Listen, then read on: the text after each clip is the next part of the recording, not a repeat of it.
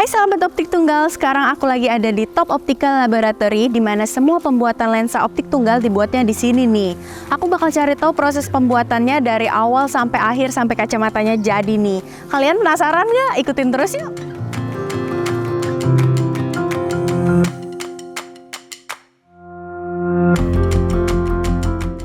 Oke, sekarang aku udah di dalam labnya nih. Tapi kali ini aku nggak sendirian. Aku bakal ditemani oleh plant managernya langsung, yaitu Pak Felix. Halo Pak Felix.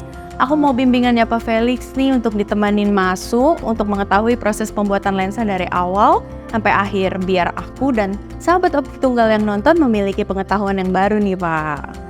Oke, proses produksi lensa itu cukup kompleks, tapi ayo kita lihat bagaimana lensa itu dibuat. Mari kita masuk. Oke Pak.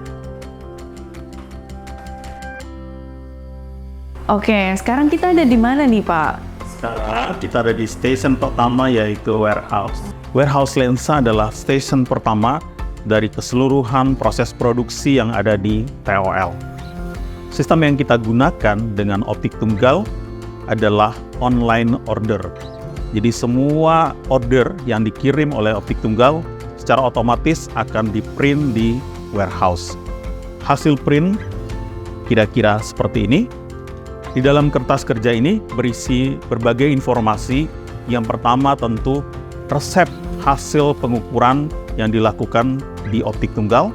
Kemudian bahan apa yang akan kita gunakan dan juga proses-proses tambahan seperti pewarnaan dan lain-lain. Kemudian, operator akan mengambil bahan lensa sesuai apa yang ada di dalam kertas kerja ini. Proses selanjutnya adalah proses verifikasi, di mana operator akan mencocokkan kertas kerja dan bahan yang sudah diambil. Setelah proses verifikasi selesai, mari ikuti saya untuk proses selanjutnya. Oke, sekarang kita berada di proses yang kedua, station yang kedua, yang kita sebut dengan surfacing. Surfacing adalah proses untuk menghasilkan ukuran dan desain seperti apa yang sudah diorder atau diinginkan oleh customer. Di surfacing ini ada 6 bagian proses produksi. Yang pertama adalah kalkulasi, yang kedua adalah blocking, yang ketiga generating, keempat marking, kelima polishing, dan yang terakhir adalah deblocking. Proses yang pertama adalah proses kalkulasi. TOL menggunakan desain lensa dari Zeiss. Proses kalkulasi adalah proses untuk menghitung berapa kelengkungan yang kita butuhkan untuk menghasilkan power yang dibutuhkan oleh customer dan juga untuk menghasilkan desain yang diinginkan oleh customer. Proses yang kedua adalah proses blocking. Proses ini bertujuan untuk memberi pegangan kepada lensa dengan cara menempelkan blocking cat dan lensa ini menggunakan timah cair. Setelah proses blocking ini selesai, kita akan lanjut dengan proses yang ketiga adalah proses generating. Proses generating bertujuan untuk menghasilkan ukuran dan desain seperti apa yang sudah kita dapatkan dari proses kalkulasi. Setelah lensa memiliki ukuran dan desain, kita akan memberikan identitas size kepada masing-masing lensa dengan cara menggunakan laser marking untuk membuat logo size di masing-masing lensa. Setelah lensa memiliki logo, kita akan lanjutkan dengan proses polishing. Polishing ini bertujuan untuk mengkilapkan permukaan lensa. Kemudian, kita akan lanjutkan dengan proses deblocking, yaitu proses untuk memisahkan lensa dari blocking catnya. Ini adalah keseluruhan proses di surfacing, dimulai dari calculating dan berakhir di deblocking. Semua lensa yang sudah melalui proses di surfacing akan kita cek di bagian quality control untuk mengetahui apakah sesuai dengan standar yang kita gunakan. Standar itu baik ukuran maupun kosmetik. Sekarang ikuti saya untuk melihat proses di quality control. Selanjutnya tahap apa lagi nih Pak? Oke, sekarang kita berada di bagian yang namanya quality control. Yang dilakukan di Station Quality Control adalah mereka mengecek, kemudian membandingkan hasil produksi dengan standar yang kita gunakan. Di TWL kita menggunakan dua standar. Yang pertama adalah ISO 21987 tahun 2011. ISO ini kita gunakan untuk membandingkan hasil produksi kita, terutama dalam hal ukuran. Kita akan membandingkan apakah ukuran yang kita hasilkan dari proses surfacing sesuai dengan standar.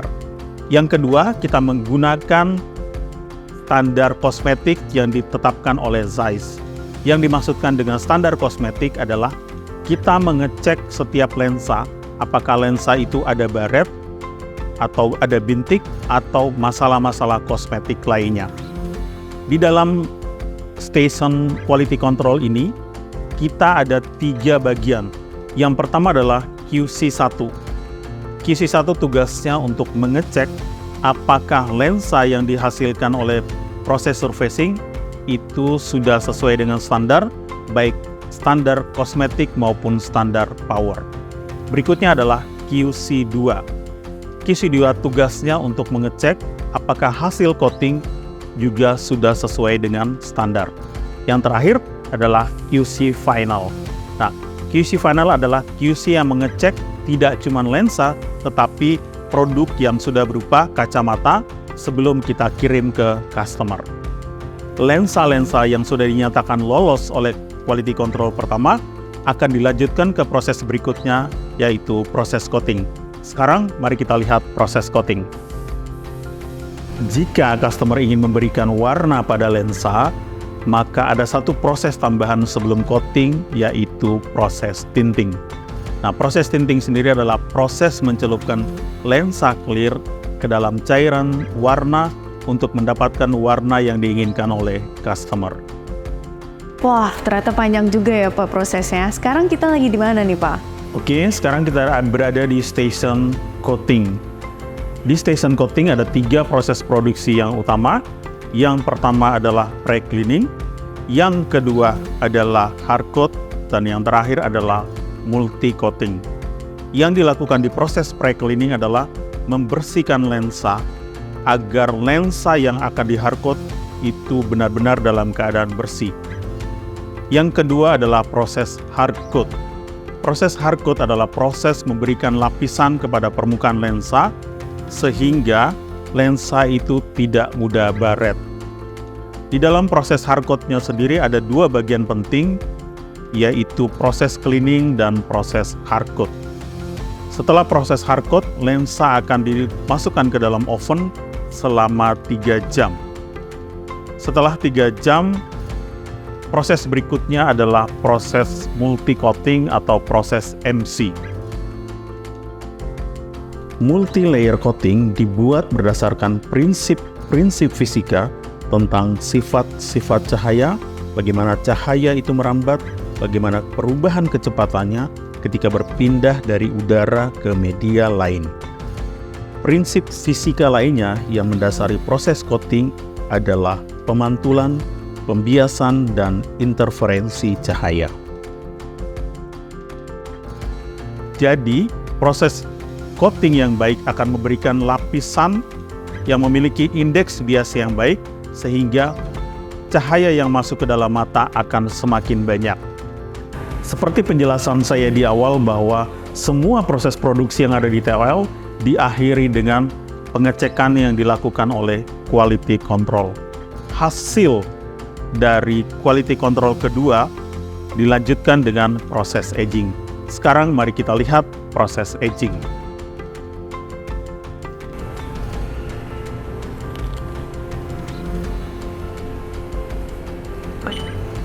Lensa yang sudah melewati proses surfacing, coating, dan quality control selanjutnya harus kita potong untuk bisa dipasangkan ke dalam frame. Proses ini kita kenal dengan nama proses aging.